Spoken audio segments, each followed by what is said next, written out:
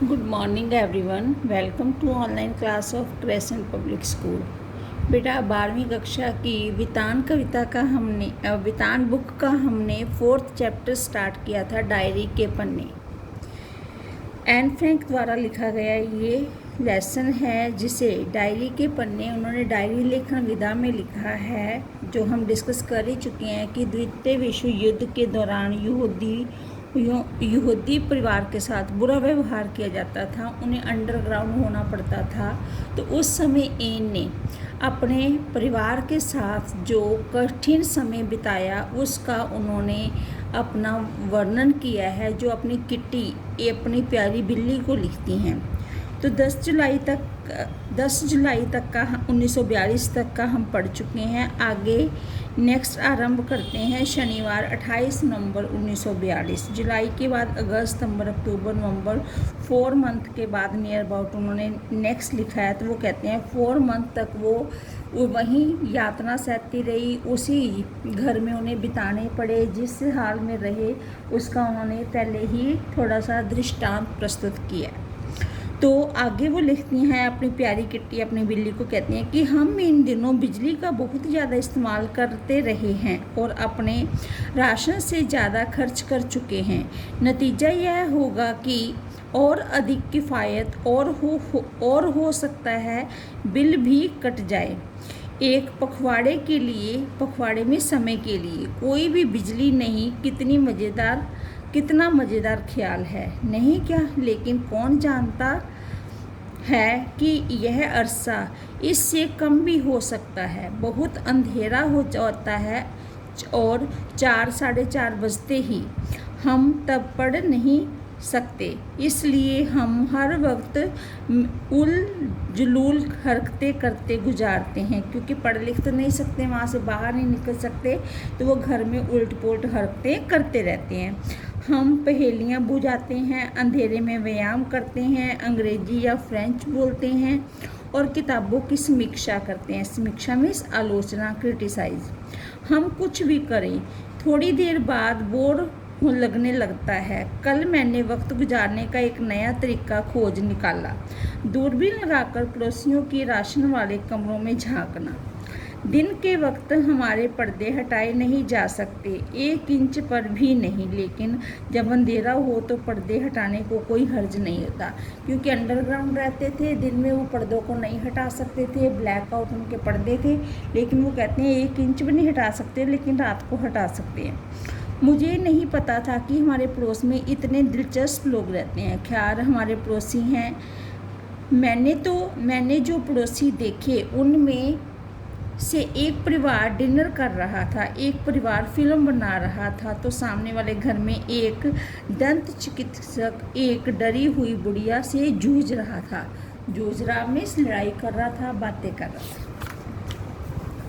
तो Anne Frank आगे लिखती हैं कि मिस्टर डसेल, जिनके बारे में कहा गया था कि उनकी बच्चों के साथ बहुत पढ़ती है और उन्हें खूब प्यार करते हैं, दरअसल बाबा आदम के ज़माने के अनुशासन मास्टर हैं और लंबे लंबे भाषण देने लगते हैं, जिन्हें सुनकर ही नींद आने लगे। क्योंकि मुझे अकेले को ही यह सुख मिला हुआ है कि मैं उनके साथ महाराजा डसेल के साथ एक लंबोतरा संकरा कमरा शेयर करती हूँ, और चूँकि मुझे ही हम 3 बच्चों में आमतौर पर खद दिमाग और तुनक मिजाज समझा जाता है, मेरे पास यही एक उपाय बचता है कि उनकी वही पुरानी डांट फटकार और भाषणों की लंबी लंबी उबाऊ श्रृंखला की तरफ कान न धरूं, न सुनने का नाटक करती रहूं।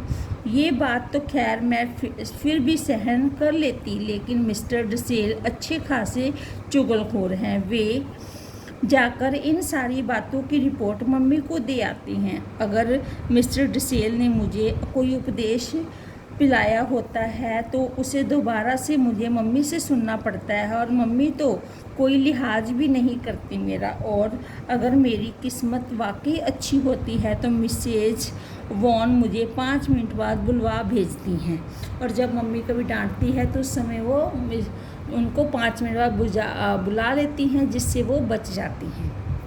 सचमुच 3 मेख निकालने वाले परिवार में आप केंद्र में हो और सारा दिन आपको हर तरफ से धुतकारा फटकारा जाए, ये सब झेलना आसान काम नहीं होता कि हर तरफ डांट ही पड़े और आप कमरे में बंद हो, तो इसको क्या सहना और भी मुश्किल हो जाता है।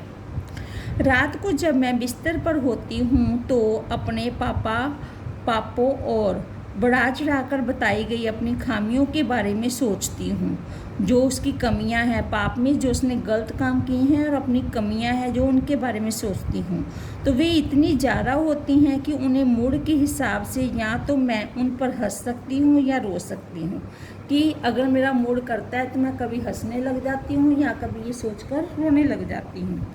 तब मैं इस अजीब से ख्याल के साथ सो जाती हूँ कि मैं जो कुछ हूँ उससे अलग होना चाहती हूँ, या तो मैं उससे अलग तरीके से व्यवहार करना चाहती हूँ जो मैं हूँ, जो मैं होना चाहती हूँ, कि जहाँ तो मैं जैसी हूँ वैसी की वैसी रहूँ या अलग से व्यवहार करूँ। इस प्रकार मैं सोचने लग जाती।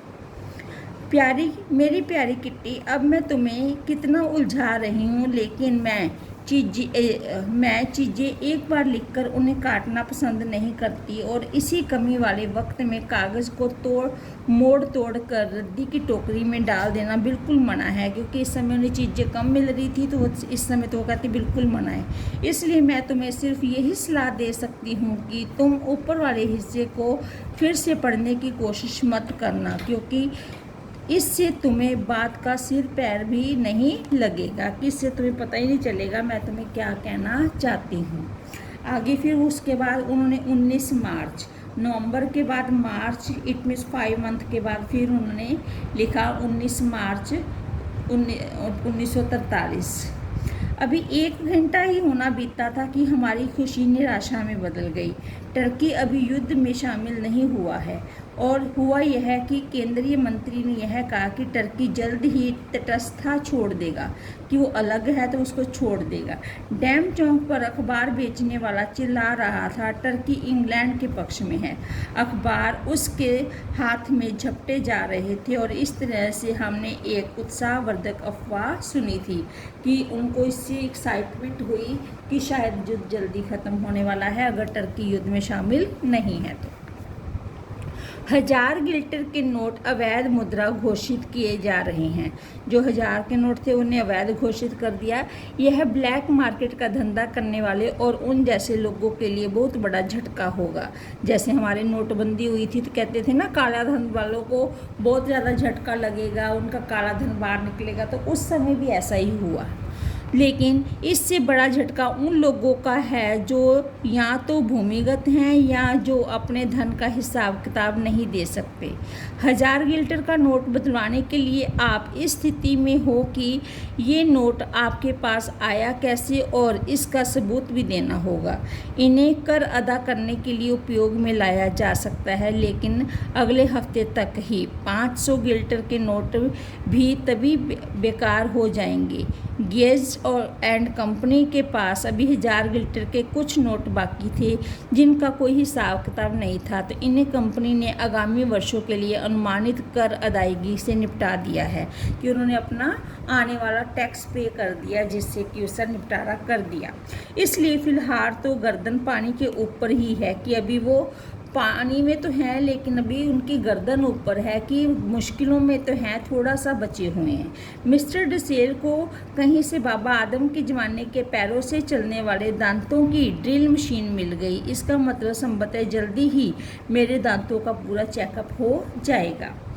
तो जब घर में कायदे कानून मानने की बात आती है तो मिस्टर डसेल भयंकर रूप में से आलस दिखाते हैं, कि वो कायदे कानूनों को नहीं मानते, अपने ही कानून चलाते हैं, तो उन्हें आलस आ जाता है। न केवल वे चार्लोट को पत्राचार कर रहे हैं, और भी कई दूसरे लोगों के साथ भी चिट्ठी पत्री बनाए हुए हैं। मार्गोट, जो कि उनकी डच अध्यापिका हैं, उनके ये पत्र ठीक करती है। पापा ने उन्हें मना किया है कि वे ये सब कारोबार बंद करें, और मार्गोट ने अपनी पत्र ठीक करने बंद कर दिए हैं, लेकिन मुझे लगता है कि वे फिर भी अपनी चिट्ठी पत्री शुरू कर देंगे। मार्गोट के बारे में बताया कि वो उनके चिट्ठियाँ वगैरह जो फैली रहती हैं उनको सही करती है, लेकिन पापा ने मना किया है और इस प्रकार से वो पत्र लेखन के साथ जुड़े हुए हैं। कौन? मिस्टर डिसेल। तो आगे वो कहते हैं जनाब हिटलर घायल सैनिकों से बातचीत कर रहे हैं। हिटलर के समय की बात है। हमने उन्हें रेडियो पर सुना। सचमुच यह सब कुछ करुणाजनक है। करुणाजनक मीन्स दुख की बात है। सवालों जवाबों का सिलसिला इस तरह से चल रहा था। मेरा नाम हेनरिक शपेल है।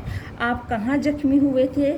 स्टालिनग्राद के पास। तो आप किस किस्म का घाव है? यह दोनों पांव बर्फ़ की वजह से गल गए हैं और बाएं बाजू में हड्डी टूट गई है। ये बातें जस की तस दे रही हूँ तो जो मैंने रेडियो पर कठपुतलियों के खेल की तरह सुनी। घायल सैनिक जैसे अपने जख्मों को दिखाते हुए गर्व महसूस कर रहे थे। जितने ज़्यादा घाव उतना ज़्यादा गर्व। उनमें से एक तो हिटलर के साथ हाथ मिलाने के ख्याल से इतना उत्साहित हुआ जा रहा था कि मेरे ख्याल से तो अभी भी वह उसी उत्साह में होगा कि वह एक शब्द भी नहीं बोल पाया कि हिटलर के साथ वो हैंडशेक करने में इतना एक्साइटेड था कि वो कुछ बोल ही नहीं पाया, इतनी एक्साइटमेंट थी।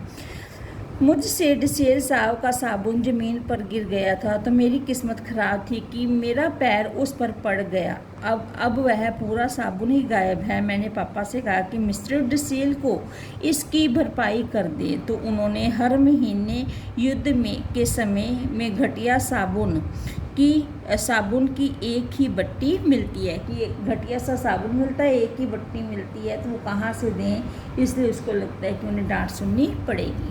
तो इस प्रकार से हमने उनकी 2 दिन की दिनचर्या पढ़ी है। ये आगे भी अभी काफ़ी लंबा है जो हम बाद में करेंगे। धन्यवाद।